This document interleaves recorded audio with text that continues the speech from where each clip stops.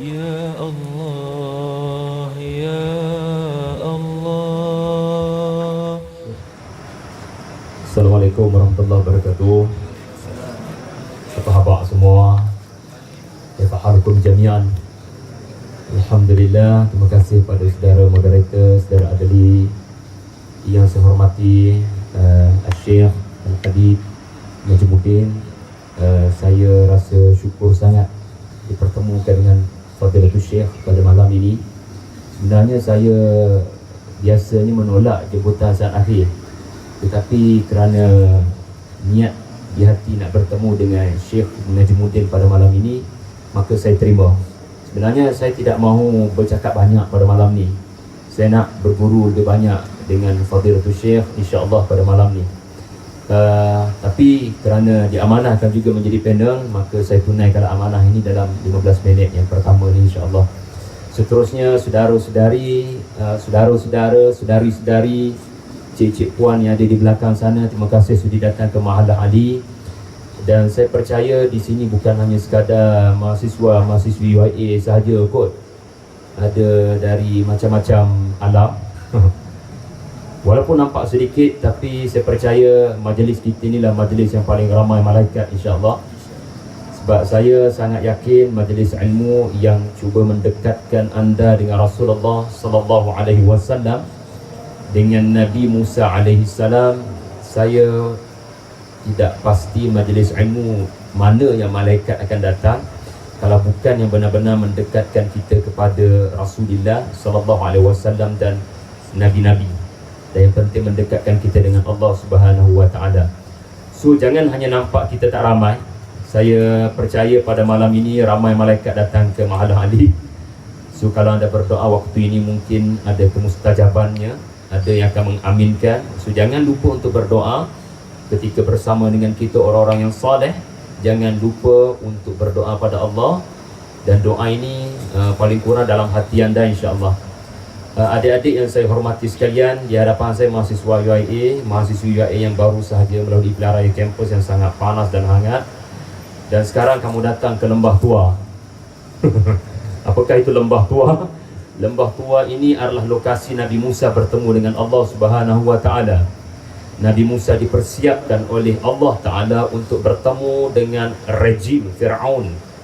Nabi Musa mencapai kemanisan, bermunajat dengan Allah. Musa kalimillah, Musa alaihi salam yang digelar sebagai kalimillah, manusia satu-satunya manusia yang dapat berkata-kata dengan Allah Subhanahu wa ta'ala. Dan Nabi Musa mendapat ketenangan di Lembah Tua. Idhab ila Fir'aun innahu tagha, surah Taha. So ibaratnya kamu semua ni sedang berada di Lembah Tua, mensucikan diri semua selepas masing-masing merasakan kepanasan dan kehangatan pilihan raya kampus. Ke kamu semua ni tak mengundi? Jadi adik-adik yang saya hormati sekalian, saya ni ada masalah malam ni. Sebab masa diberikan pada saya hanya 10 minit. Dan saya memang nak guna masa 10 minit ini sahaja sebab saya nak berguru dengan Syekh. Tetapi bila topiknya Nabi Musa, saya akan ada masalah. Sebab saya di Radio IKIM 5 bulan kupas Nabi Musa tau. 5 bulan, dalam mana 1 minggu tu saya punya segmen di Radio IKIM lebih kurang 45 minit. Anda boleh bayangkan setiap minggu darab 5 bulan baru tamat cerita Nabi Musa minggu lepas. Daripada saat Nabi Musa dilahirkan oleh ibunya Yukabid sehinggalah saat Nabi Musa wafat yang dinyatakan dalam hadis Sahih Bukhari, 5 bulan dek weh. Sekarang 10 minit. Apa yang saya perlu buat sekarang? Beritahu saya. So saya pun bela. Tetapi saya tidak akan belakan anda. Saya merasakan kalau anda serius untuk mempelajari Nabi Musa, seharusnya pada anda ada gadget, ada software Al-Quran sekarang. Saya tidak merasakan zaman sekarang ni, anak-anak muda di hadapan saya ini, dia sepatutnya bawa Quran. Tapi saya bersangka baik dengan anda ada gadget anda sekarang, anda ada software Al-Quran, dan anda kena ada peta. Syarat nak mengaji tentang Nabi Musa ni, Al-Quran paling kurang tu dek. Kalau nak lebih sikit, paling kurang 5 kitab tafsir. Ibnu Kathir, Tafsirul Azim. Yang model-model sikit pun boleh, iaitu Mutawalli Sya'rawi, Tafsir Khawatir, Fi Zilalil Quran, Syekh Qutb rahimahullah, Maududi Tafhimul Quran. Macam mana? Boleh cari tak sekarang? Tapi paling kurang kamu kena ada Al-Quran. Paling kurang kamu akan jatuh cinta dengan Al-Quran, kerana juara carta Nabi dalam Quran, Nabi Musa. Nabi yang paling banyak disebut oleh Allah Ta'ala di dalam Al-Quran adalah Nabi Musa. Dan ia bukan kebetulan. Ia bukan saja-saja Allah nak angkat cerita Nabi Musa, kerana yang mengangkat Nabi Musa bukan Al-Quran sahaja. Anda refer lah Taurat kalau anda boleh temui, Old Testament yang tidak diselewengkan kalau ada.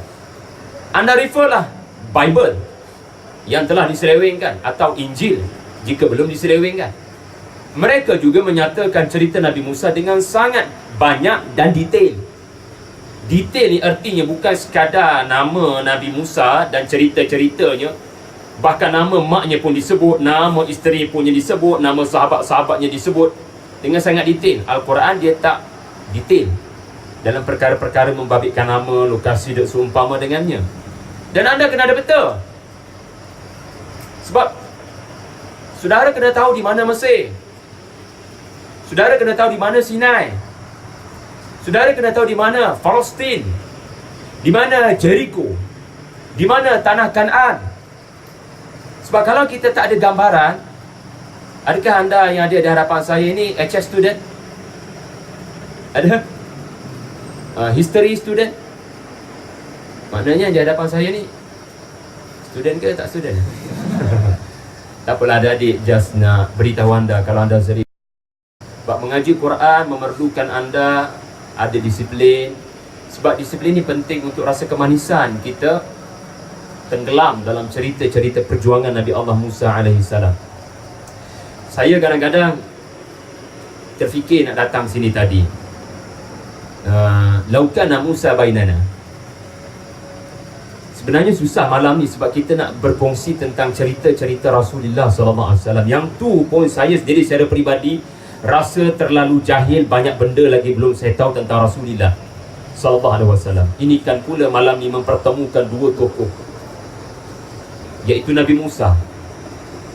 Maka saya rasa cukuplah saya beri pada kamu pancing ikan, saya takkan suap kamu ikan. Sebab kalau saya bagi kamu ikan, kamu akan bergantung pada saya untuk dapatkannya lagi. Tapi kalau saya bagi kamu pancing ikan, insya-Allah masa yang tinggal lebih kurang 10 minit ini kamu dapat mengairi sendiri. Itu pepatah Cina, kamu faham ke tidak saya tak tahulah. Ya. Mahasiswa Melayu Muslim jangan mudah dimanjakan dengan suapan-suapan. Sebab kalau nak kena suap betul, paling kurang anda memerlukan sehari seminar mengenai perjuangan Nabi Musa AS. Dia tak cukup kalau masa singkat. Tetapi saya rasa malam ni cukup bagi anda dapat pancing ikan. Anda balik ke mahalah masing-masing ni, ramai yang tidak berada di sini, tapi Allah pilih anda pada malam ini. Anda akan bermotivasi untuk belik surah Toha. Anda akan bermotivasi dan tidak sabar lagi untuk membelik surah Al-Qasas. Inilah surah yang dipilih Allah Ta'ala antara adik-adik, cerita Nabi Musa dalam Quran ada 124 location. Kalau guna GPS ada 124 lokasi. Maknanya juara carta, juara AS siapa sekarang? Bagus anda tidak tahu. Memang anda yang dipilih oleh Allah Ta'ala malam ni. Kalau saya pergi Converse Hill, mungkin anda boleh jawab soalan ni. Siapa juara muzik? Siapa juara apa Warga Emas punya program tu? Pencetus Rumah, tengok. Moderator pun tersasut. Ini ciri ahli syurga adik-adik. Dia takkan ingat nama program ni. Juara carta Nabi adalah, anda perlu faham begini. Artinya motivator Rasulullah adalah Nabi Musa. Motivator yang paling banyak kali Rasulullah kenal adalah Nabi Musa AS. Sehingga Nabi berhijrah pun ada cerita Nabi Musa. Saya mengkaji ayat-ayat Al-Quran yang membabitkan cerita Nabi Musa. Saya mendapati banyak cerita Nabi Musa berdepan dengan Fir'aun. Banyak cerita itu asbabun nuzul dia turun di Mekah. Tetapi banyak cerita Nabi Musa dengan munafikun daripada kaumnya. Bani Israel yang berpenyakit dalam hati mereka banyak di Madinah. Artinya Nabi ke Mekah ke, Nabi ke Madinah ke, motivator Rasulullah sallallahu alaihi wasallam adalah Nabi Musa yang paling banyak. Sebenarnya motivator Rasulullah banyak. Nabi Yusuf, sampai ada satu surah khas tentang Nabi Yusuf. Bawa apa ni adik-adik? Begitu mengancam betul bila buat program di sebelah kafe. Sebab saya pun belum makan lagi adik-adik. Artinya manusia seperti anda, kalau nak bermotivasi, anda memerlukan tokoh. Kalau anda mengharapkan motivator anda, buaya friend anda, geli friend anda, dia tak lama, believe me. Ada masa dia orang lemah, dia akan melemahkan anda. Kalau Allah Ta'ala buat kita, Allah yang sama buat Al-Quran, sepertiga Al-Quran cerita tentang manusia, cerita tentang sejarah, cerita tentang tokoh. Nampak sangat manusia yang dibuat Allah Ta'ala memerlukan tokoh untuk bermotivasi. Saudara, jangan tipu saya lah. Dekat UAE ni sentiasa ke bermotivasi? Belum tentu. Malam ni nak pre-rap, betul? Belum tentu belum boleh pre-rap. Sebab ada benda belum bayar. Lepas tu down malam ni. Macam mana nak dapatkan motivasi? Kita sentiasa akan ada masa down, bukan sindrom down. Tetapi macam mana nak bermotivasi? Tanya soalan, ada tokoh tak dalam hidup kamu? Mak ayah jadi tokoh tak dalam hidup kamu? Saya sendiri dalam hidup saya, dalam bab rumah tangga, saya ada tokoh saya. Saya sentiasa bertemu dengan beliau. Dalam bisnes saya, malu saya moderator baca biodata tak up to date tu. Biodata tu lama dah. Panjang pula tu, malu saya dengan syekh kita. Tak payahlah baca biodata panjang tu. Sekadar sebut saya bekas student UIA cukup lah. Saya nak beritahu, dalam bisnes saya pun saya ada tokoh saya. Dalam master saya yang saya tangguhkan di UIA pun saya ada tokoh saya. Maka Rasulullah sallallahu alaihi wasallam pun Allah bagi tahu, bila Nabi down, Nabi lemah semangat, contoh Nabi berdepan dengan gangguan orang-orang munafik yang kata, kami akan bersama denganmu ya Rasulullah, tapi di belakang mereka tikam Nabi daripada belakang. Perang mana munafik tak buat hal? Maka turun cerita, alam tara ilal ladina kharaju min diyarihim wa hum ulufun hadarul maut. Alam tara ilal mala'i min bani Israel min ba'di Musa idza qalu li nabiyyin lahum ab'ath lana malikan nuqatil fi sabilillah. Artinya Nabi bila tengah down, turun wahyu pada Nabi cerita tentang Bani Israel. Nabi Musa, bagaimana Nabi berdepan dengan mereka. Artinya manusia kalau nak melakar sejarah, anda kena hidup dengan sejarah. That's all. Poin nombor 1.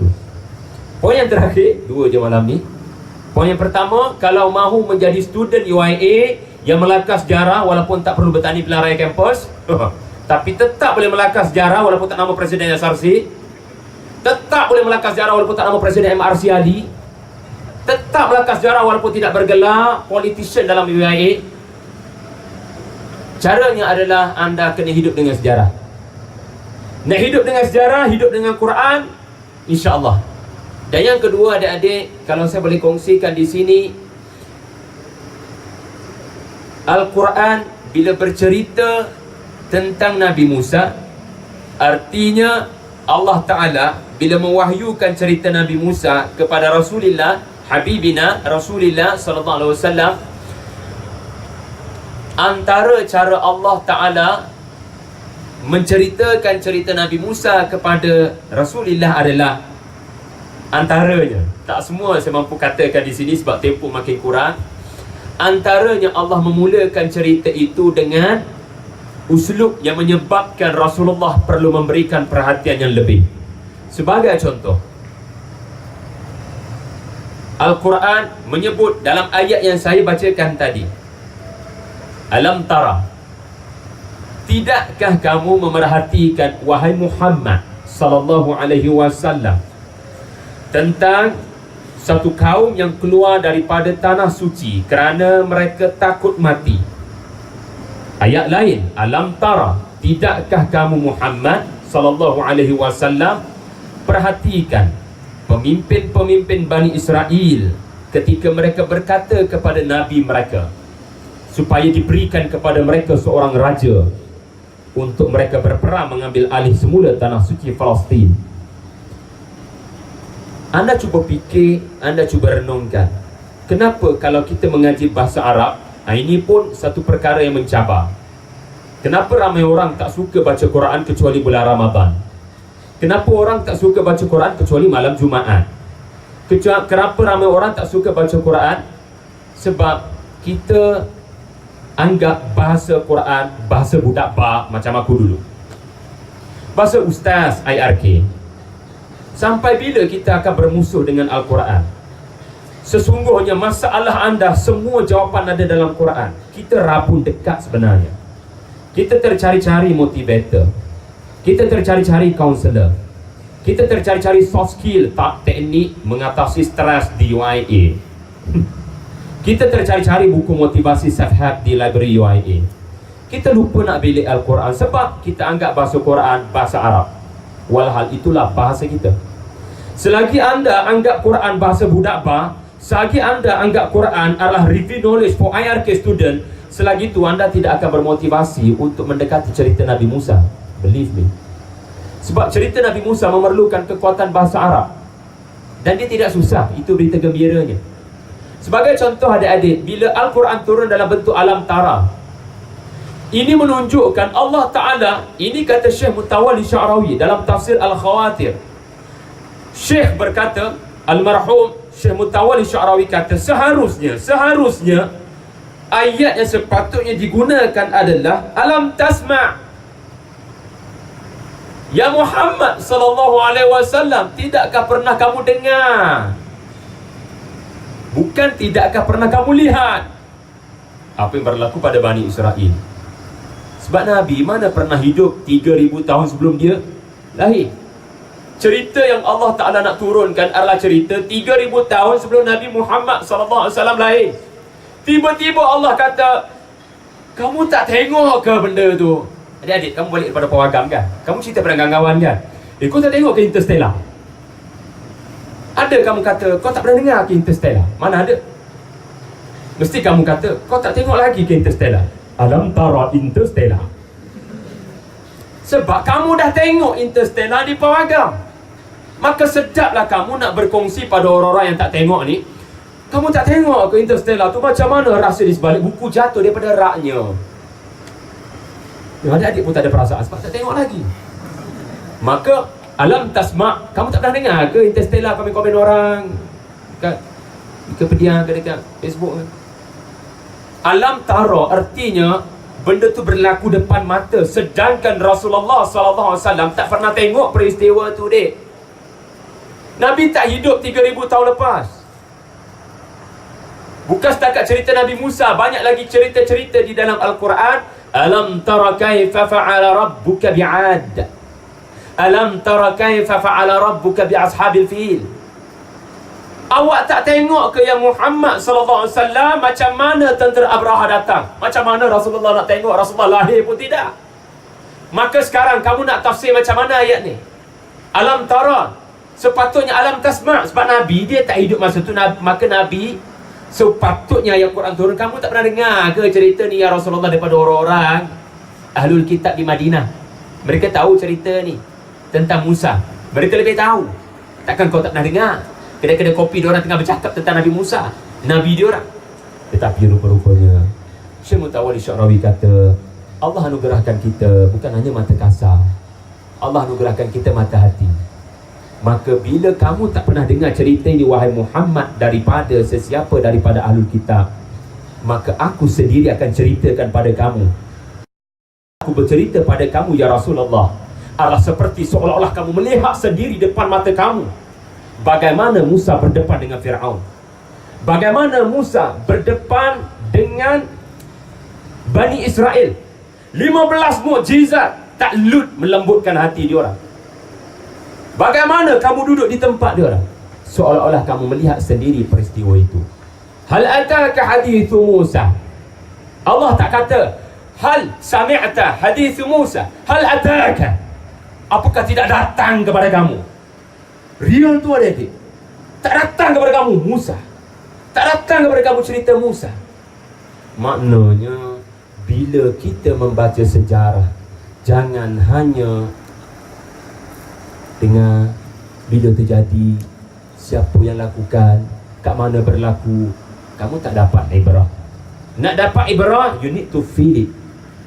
Anda perlu membayangkan dengan tafsir-tafsir para ulama, jauhi Israiliyat, sehingga cerita Nabi Musa itu anda dapat merasakan ia cerita yang masih berlaku sekarang. Allah tak sebut nama ibu Nabi Musa. Allah tak sebut siapa ahli sihir Nabi Musa yang masuk Islam.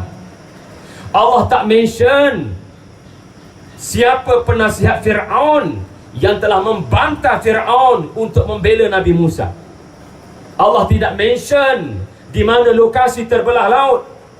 Allah tidak mention di mana padang yatihuna fil ardi, walaupun hari ini ada semenanjung Sinai yang namanya ada disebut sebagai padang tih. Supaya kamu jangan duk sibuk sangat when it happen, where it happen, who behind the scene. Al-Quran bila terangkan cerita-cerita Nabi Musa, Allah mendiamkan nama-nama yang tak penting. Allah highlightkan nama-nama yang penting. Qarun, Fir'aun pun tidak disebut namanya Ramses II. Hanya disebut labelnya Fir'aun, sedangkan Fir'aun ini merujuk kepada 36 dinasti pemerintahan Mesir selepas Hyksos punya era. Kenapa Quran tak direct disebut itu Ramses II? Tak perlu nak sibuk. Zulkarnain, Alexander ke tidak? Luqmanul Hakim, Socrates ke tidak? Biarkan academician berbahas. Kita orang-orang biasa ambil ibrah. Ibrah di mana? Quran dah beritahu. Dan mudah-mudahan kamu dapat membaca cerita Nabi Musa sehingga bila kamu baca itu, rambut kamu berubah. Sebab antara menyebabkan Rasulullah tumbuh uban di kepalanya sallallahu alaihi wasallam, syayyabatni Hudan wa akhawatuha, telah mengubankan saya surah Hud. Di dalam surah Hud ada 7 cerita para nabi. Di akhir sekali cerita tentang Fir'aun yang diazab Allah di akhirat nanti. Siapa yang melalui perjuangan menentang Fir'aun? Nabi Musa AS. Nabi beruban dek. Bukan kerana Nabi stres, tapi Nabi membaca cerita-cerita itu seperti Nabi hidup di zaman para Nabi itu. Wallahu a'lam. Minta maaf moderator dan Syekh atas masa yang terlebih. Assalamualaikum warahmatullahi wabarakatuh.